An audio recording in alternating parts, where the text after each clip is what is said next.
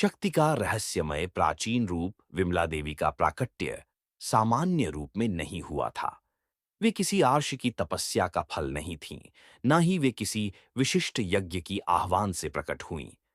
विमला देवी का जन्म उस समय हुआ जब सृष्टि में धर्म और अधर्म के बीच संतुलन टूट चुका था, जब अशुद्ध शक्तियां तंत्र के नाम पर साधना की मर्यादा को भंग करने लगी थीं। उस काल में पृथ्वी पर रात्रियों की अंधकारमय शक्ति को पूजने की प्रवृत्ति बढ़ रही थी। काम, क्रोध, मोह और मायावी जादू टोने ने संत, साधु, आर्षि मुनियों की तपस्या को बाधित करना शुरू कर दिया। तब ब्रह्मा, विष्णु और महेश त्रस्त हो गए।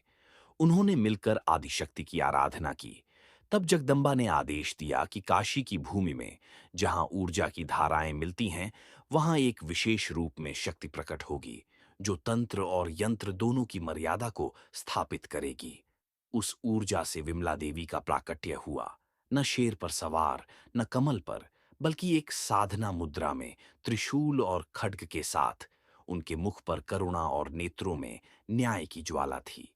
उनकी उत्पत्ति का कारण था असत्य तंत्र का संहार और सत्य साधना की पुनर्स्थापना। काशी की दिव्य भूमि और विमला देवी का पहला मंदिर। विमला देवी ने अपने प्रथम चरण काशी की धरती पर रखे, जहां गंगा की पवित्र धारा तप करती थी और जहां हर रात्रि को हजारों साधक अपने मंत्रों से आकाश को स्पंदित करते थे। काशी, जिसे शिव की नगरी कहा जाता है, वहां विमला देवी ज्ञान और तंत्र दोनों की पालक शक्ति के रूप में प्रकट हुईं।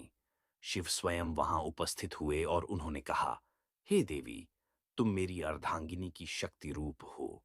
अब इस काशी में तुम्हारा एक मंदिर होगा, जो न केवल स्त्री शक्ति का प्रतीक बनेगा, बल्कि तंत्र को साधना से जोड़ने वाला सेतु भी होगा। कहा जाता है कि जहां आज काशी के दक्षिण भाग में अन्नपूर्णा मंदिर है, उसी परिसर में विमला देवी का प्राचीन मंदिर स्थापित हुआ था। ये मंदिर कोई भव्य शिल्प नहीं था, बल्कि एक साधारण गुफानुमा कक्ष था, जिसमें देवी की मूर्ति स्वयंभू रूप में थी, अर्थात पृथ्वी से उत्पन्न हुई, किसी ने बनाई नहीं। यहाँ आने वाले भक्तों को देवी केवल तभी दर्शन देती थीं जब वे स्वार्थ नहीं, सत्य लेकर आते थे।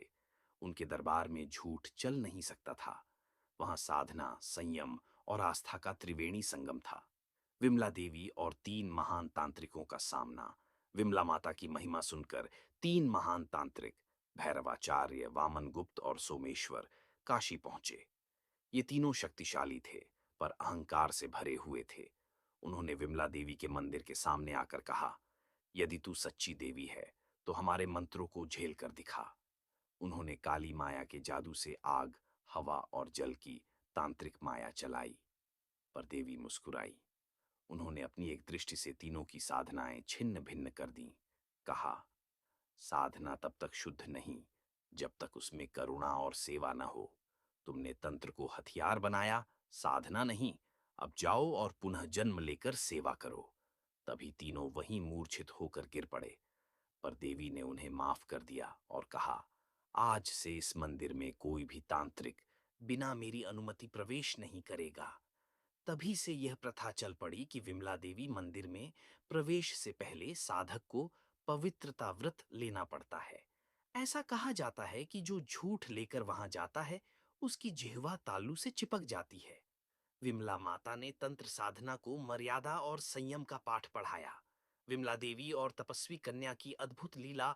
बहुत समय पहले एक कन्या, जिसका नाम था अनया, जो जन्म से ही मूक थी, हर दिन मंदिर के बाहर बैठती थी। वह कुछ नहीं कहती थी, बस आंसू बहाया करती थी। लोग समझते थे वह पागल है। पर एक दिन अमावस्या की रात मंदिर के गर्भगृह से रोशनी फैलने लगी। लोग भागे, पर अनया वहीं बैठी रही। तभी देवी प्रकट हुई और बोली, अनया, तू पिछले 7 जन्मों से मुझे पुकार रही है। आज मैं तुझे बोलने की शक्ति देती हूँ। तभी कन्या चिल्ला उठी, जय मां विमला! और उसी क्षण वह गर्भगृह की ओर भागी। मंदिर में प्रविष्ट होकर वह मूर्ति से लिपट गई। कहा जाता है कि उसी क्षण मूर्ति में कंपन हुआ और मंदिर की दीवारें चंदन की सुगंध से भर गईं।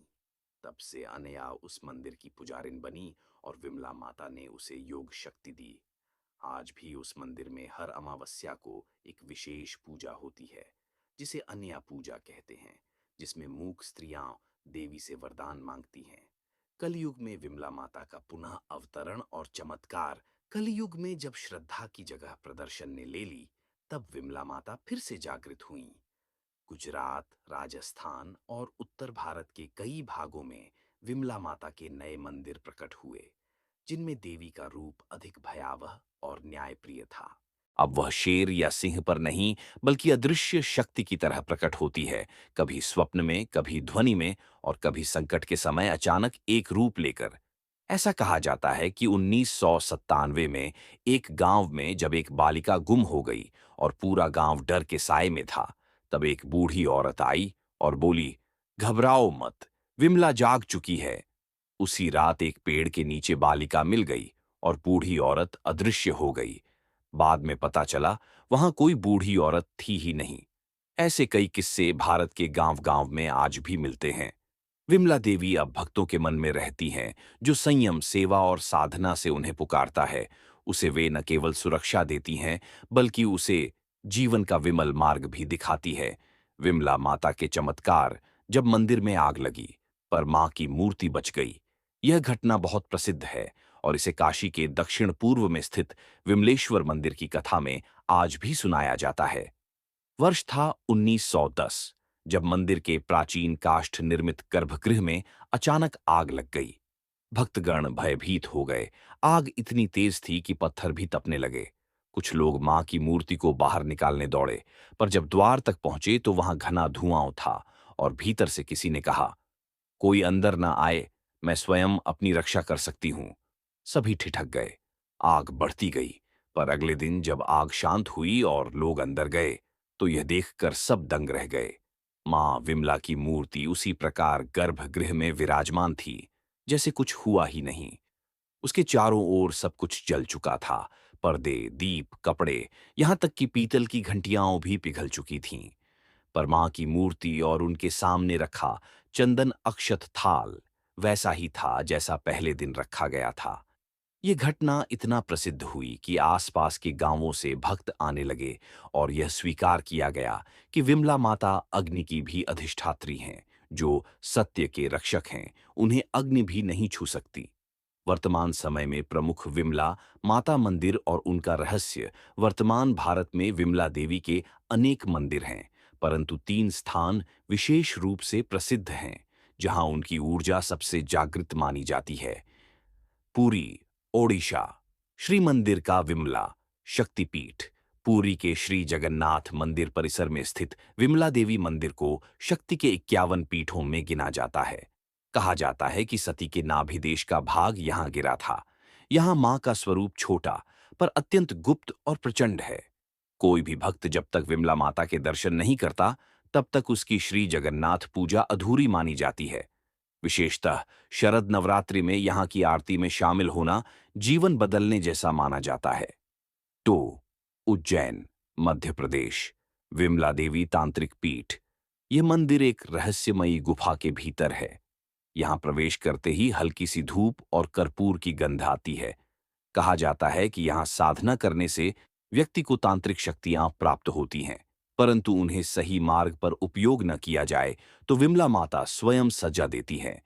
यहाँ ताम्रपत्र पर देवी के 108 नाम खुदे हैं और साधक उन्हें छूकर संकल्प लेते हैं। सौराष्ट्र, गुजरात, विमला माता वट वृक्ष मंदिर। यहाँ एक विशाल वट वृक्ष के नीचे माता की स्वयंभू मूर्ति स्थापित है। कोई शिल्प या निर्माण नहीं, बस जड़ से एक स्वरूप निकला है, जिसमें मां के नेत्र स्पष्ट दिखते हैं। कहा जाता है कि जो भी यहाँ सच्चे मन से व्रत करता है, उसे मानसिक शांति और जीवन का मार्गदर्शन अवश्य मिलता है। विमला माता की पूजन विधि और रहस्यमयी मंत्र। विमला माता की पूजा कोई तामझाम या अत्यधिक विधि विधान से नहीं होती। वे साधना, सच्चाई और संकल्प से प्रसन्न होती हैं। फिर भी उनके भक्त कुछ विशेष नियमों का पालन करते हैं, जो इस प्रकार हैं। व्रत नियम। भक्त अमावस्या या पूर्णिमा को मां का व्रत रखते हैं। सुबह स्नान के बाद साफ सफेद या पीले वस्त्र धारण कर मां के सामने दीपक जलाया जाता है। भोग में मुख्यतः चावल, नारियल, गुड़ और तुलसी पत्र चढ़ाया जाता है। मां को गंध, चंदन और रोली विशेष प्रिय है। साधना मंत्र। विमला माता के भक्त गुप्त साधना करते हैं, पर एक सार्वभौमिक मंत्र है जिसे उच्चारित करना बहुत प्रभावशाली माना जाता है। कलयुग में विमला माता के चमत्कारी प्रकट होने की घटनाएं जब देवी विज्ञान से भी ऊपर सिद्ध हुई। सांप ने डंसा, पर बच्चा मुस्कुराता रहा। राजस्थान के एक गांव नागाना में 2003 की बात है। एक साधारण किसान की बेटी ने जन्म दिया था, एक पुत्र। नाम रखा निखिल। वह बच्चा 8 माह का था जब खेत में खेलते समय एक जहरीले कोबरा ने उसे डंस लिया। परिवार दौड़ता हुआ जब खेत पहुंचा तो देखा कि बच्चा चुपचाप बैठा है। उसके हाथ पर 2 दांतों के गहरे निशान हैं। वे डर कर उसे अस्पताल ले गए, पर डॉक्टरों ने कहा बच्चे के शरीर में विष का कोई प्रभाव नहीं है, धड़कन सामान्य है। तभी निखिल की दादी ने बताया कि बच्चा उसी दिन सुबह विमला माता के मंदिर गया था और वहां उसे एक पुजारी ने मां की प्रसाद स्वरूप कुमकुम तुलसी का तिलक लगाया था। गांव वालों ने कहा यह मां विमला का चमत्कार है। जिस पर उनका तिलक होता है उसे झर छू नहीं सकता।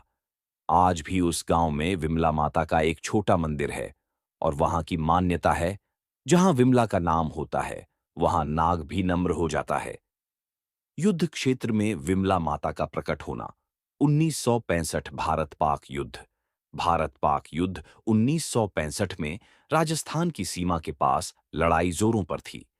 एक सैनिक, सूबेदार हरि सिंह राठौड़, जब रणभूमि में अपने साथियों से बिछुड़ गया और चारों ओर दुश्मन के सैनिकों से घिर गया, तब उसने जेब से अपनी माता विमला की छोटी मूर्ति निकाली और मन ही मन प्रार्थना की, मां, यदि आज बचा तो तुम्हारा मंदिर बनवाऊंगा।